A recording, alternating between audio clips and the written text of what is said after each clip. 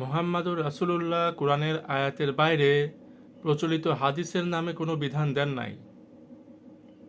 মুহাম্মাদুর রাসূলুল্লাহ কোরআনের আয়াতের বাইরে প্রচলিত হাদিসের নামে কোনো বিধান দেন নেই, কারণ এটা একটু চিন্তা করলে আল্লাহ বলছেন যে বিবেক খাটাও, একটু বিবেক খাটালেই বোঝা যায় যে শুধুমাত্র রসুলের জন্য যদি কোনো বিধান আসছে সেটাও কোরআনের আয়াত, অর্থাৎ কোরআনের ভিতরে সেটা ইনক্লুডেড অবস্থায় আসছে, অর্থাৎ সে জিনিসটা কোরআনের ভিতরে সংযুক্ত হয়েছে।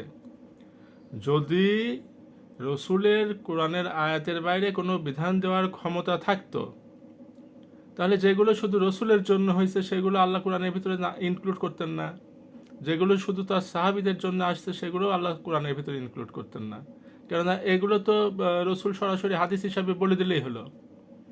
আর যেটা রসুলের জন্য সেটা রসুলের বলার দরকার কি, সেটা রসুল জানলেই হলো। আর যেটা শুধু রসুলের সাহাবী পর্যন্ত চলবে সেই জিনিসটা শুধু রসুল হাদিস হিসাবে বলে দিলেই হতো যে এই আল্লাহ এই বিধান দিয়েছে এইগুলো মানো। আর যেগুলো সমগ্র মানবতার জন্য সেটা হয়তো আল্লাহ বলে দিলেন কোরআনের ভিতরে, যেহেতু এটা সমস্ত মানুষের জন্য। কিন্তু কোরআন পড়লে আপনি দেখবেন যে শুধুমাত্র রসুলের জন্য যে বিধান দেওয়া হয়েছে সেটাও আল্লাহ কোরআনের ভিতরে বলে দিয়েছেন। রসুল বিয়ে করতে পারবেন কখন, কাকে বিয়ে করতে পারবেন, কাকে বিয়ে করতে পারবেন না, এই বিষয়গুলো আল্লাহ কোরআনের ভিতরে বলে দিয়েছেন। রসুলের স্ত্রীদের সাথে কি ব্যবহার করবে সাহাবীরা, এটাও আল্লাহ কোরআনে বলে দিয়েছেন। কেন, এটা হাদিসে বলে দিলে সমস্যা কি ছিল? তো এই জন্য রসুলের নিজের বিধান যখন রসুল কোরআনের আয়াত ছাড়া বলতে পারতেছে না, তাহলে সমগ্র মানুষের জন্য কিংবা অন্যদের জন্য কোনো বিধান তিনি দিবেন, ধর্মের কোনো বিধান দিবেন না, সেটা কোরআনে থাকবে না, এটা স্বাভাবিক বিবেক যায় না। আমরা একটু যদি সূরা আহজাবটা পড়ি, কোরআনের ভিতরে অনেক জায়গায় এই জিনিসগুলো পাবেন, কিন্তু সূরা আহজাবটা পড়লে বোঝা যায় এটা পুরাটাই হলো রসুল আর রসুলের সাহাবীদের আর রসুলের স্ত্রীদের ব্যাপারে নাজিল হয়েছে। তাহলে যদি শুধু রসুলের হাদিস কার্যকর হয়, শুধু শুধু মানে কোরআনের বাইরেও কোনো কিছু বিধান থাকে, তাহলে তো এই জিনিসগুলো সেটা থাকতো। আল্লাহ সূরা আহজাবটা শুরুই করতেছেন এইভাবে, ইয়া আইয়ুহান নাবিয়্যুত্তাকিল্লাহ, হে নবী, আল্লাহর ব্যাপারে সচেতন হও, আল্লাহর ব্যাপারে তাকওয়া অবলম্বন করো। আল্লাহ রসুলকে আদেশ দিচ্ছেন। আর মুনাফিকদের আনুগত্য করো না, এটাও রসুলকে শিখাই দিচ্ছেন আল্লাহ, আর সেটাও কোরআনের আয়াত। নিশ্চয়ই আল্লাহ সর্বজ্ঞ প্রজ্ঞাময়।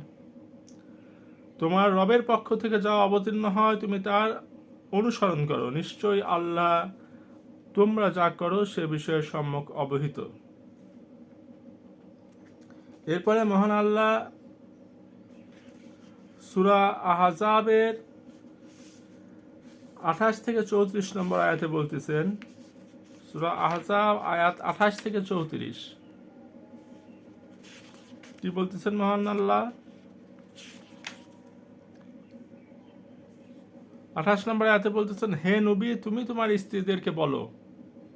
কোরআনের আয়াত, এটা কিন্তু হাদিস না যে অমুক থেকে অমুক রিওয়ায়াত করছে, অমুক থেকে অমুক রিওয়ায়াত করছে। আল্লাহ রসুল বলতেছে, তার স্ত্রীদেরকে বলতেছেন।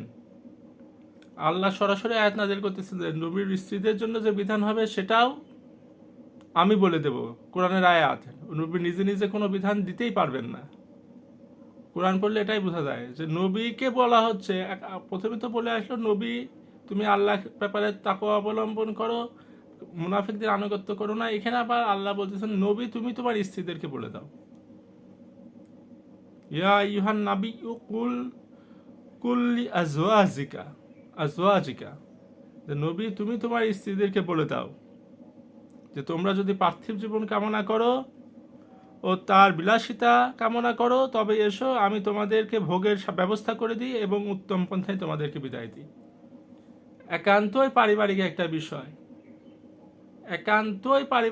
বিষয়, কিন্তু এটা বিধান হতে হবে কখন? যখন এটা কোরআনের আয়াত হিসাবে আসবে। নবী যদি মুখে মুখে বলে দিতেন যে আমার স্ত্রী তোমরা আসো, তোমাদেরকে এরকম আমি ভোগ সামগ্রী দিয়ে বিদায় করে দিই, এটা আল্লাহ রসুল করতে পারতেন। কিন্তু এটা বিধান আকারে আসছে, যে এটা আল্লাহর বিধান, সেই আকারে আসার জন্য কোরআনের আয়াত লাগছে। অর্থাৎ আল্লাহ রসুলের স্ত্রীদের জন্য কোনো বিষয় বিধান হওয়ার জন্য কোরআনের আয়াত লাগছে। আর সমগ্র মানবতার জন্য, সারা দুনিয়ার মানুষের জন্য এমন কিছু চলে আসবে যা কোরআনে নাই, প্রচলিত হাদিসের নাম দিয়ে কিংবা অন্য কোনো নাম দিয়ে শরীয়তের বিধান হয়ে যাবে, এটা অসম্ভব বিষয়। এটা কখনো হতে পারে না। আল্লাহ বলতেছেন আমার দিনকে আমি পরিপূর্ণ করে দিছি, আমার যতটুকু প্রয়োজন তোমাদেরকে হাসরের মাঠে বিচারের থেকে সহজে মুক্তি পাওয়ার জন্য যা প্রয়োজন আমি সব বলে দিছি।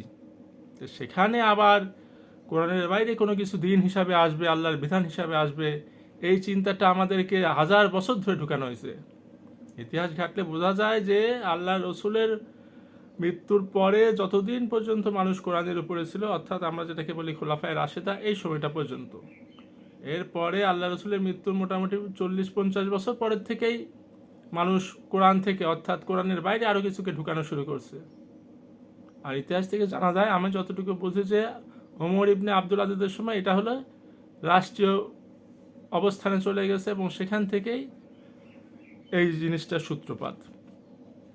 এই জন্য কোরআনের বাইরে আল্লাহর দিনের বিধান দেন না, এটা আমাদেরকে বুঝে নিতে হবে। যে আমি আকাশের দিকে তাকায় কালেমা শাহাদাত পাঠ করবো আর জান্নাতের 7টা দরজা খুলে 8টা দরজা খুলে যাবে, এমন কথা আল্লাহ রসুল বলতে পারেন না যতক্ষণ পর্যন্ত সেটা কোরআনে পাওয়া না যায়। সামগ্রিকভাবে জীবনে কিভাবে চলবো এই জিনিসগুলো আল্লাহ বলে দিয়েছেন, সেটা পাবো আমরা কোরআনের মধ্যে, যে আল্লাহ কি কি বিধান দিয়েছেন। ব্যাখ্যাও আল্লাহ এই কোরআনের মধ্যেই দিয়ে দিয়েছেন। বাইরে থেকে ব্যাখ্যার যে নাম করে যে বাইরে চলে যেতে হবে, এর পথও আল্লাহ বন্ধ করে দিয়েছেন। এটাও আমি আলোচনা করছি হয়তো আগের ভিডিওগুলোতে, যে আল্লাহ বলে দিয়েছেন যে আমি কোরআনকে তাফসির আকারে বর্ণনা করে দিয়েছি। এরপরে দেখেন সূরা আহজাবেরই 50 নম্বর আয়াতে আমরা যদি দেখি, সেখানে আমরা দেখব যে আল্লাহর রসুলকে আল্লাহ কাদেরকে বিয়ে করতে পারবে, কাদেরকে পারবে না, কখন থেকে পারবে না, এই বিষয়গুলো বলে দিচ্ছেন। হে নবী, নিশ্চয়ই আমি তোমার জন্য বৈধ করেছি তোমার স্ত্রীদেরকে, যাদেরকে তুমি প্রাপ্য মোহরানা প্রদান করেছো, যাদেরকে তুমি প্রাপ্য মোহরানা প্রদান করেছো। এরপরে এভাবে বলতে বলতে বলতে বলতে আল্লাহ এখানে নিয়ম কানুনগুলো বললেন। এরপরে স্ত্রীদের সাথে কাকে তিনি কাছে রাখতে পারবেন, কাকে পারবেন না, এই কথাগুলো বলে দিচ্ছেন। যা একান্তই ব্যক্তিগত হওয়া, শুধু মানে রসুলকে একা একা জানাই দিলে হতো, কিন্তু এটা বিধান হবে না ততক্ষণ পর্যন্ত যতক্ষণ পর্যন্ত এটা কোরআনের আয়াত না হবে। যার জন্য এটা কোরআনের ভিতরে ইনক্লুড করা হয়েছে, আর এই জন্য এটা বিধান হয়েছে। এরপরে আল্লাহ আবার 52 নম্বর আয়াতে বলে দিচ্ছেন কাকে বিয়ে করতে পারবে, কাকে বিয়ে করতে পারবে না। বলার পরে 52 আয়াতে বলে দিচ্ছে যে আর এরপর থেকে কোনো নারী তোমার জন্য বৈধ নয়, যদিও তাদের রূপ লাবণ্য তোমাকে আকর্ষণ করে। এই ধরনের কথা আল্লাহ বলে দিচ্ছেন। এই জন্য ভাই স্পষ্টভাবে বুঝে নিতে হবে যে আল্লাহ কোরআন থেকে বাড়ানোর কোনো সুযোগ রাখেন নাই। মানুষের দিনের জন্য যা প্রয়োজন সেই জিনিসটা আল্লাহ কোরআনের ভিতরে পরিপূর্ণ করে দিয়েছেন। আর তাই অন্যদের জন্য রসুল কোনো বিধান দিতে পারে না। যিনি নিজের বিধানটা দিতে পারতেছেন না কোরআনের আয়াত ছাড়া, তিনি কিয়ামত পর্যন্ত মানুষের জন্য কিছু বলে যাবেন যা কোরআনের আয়াতে নাই।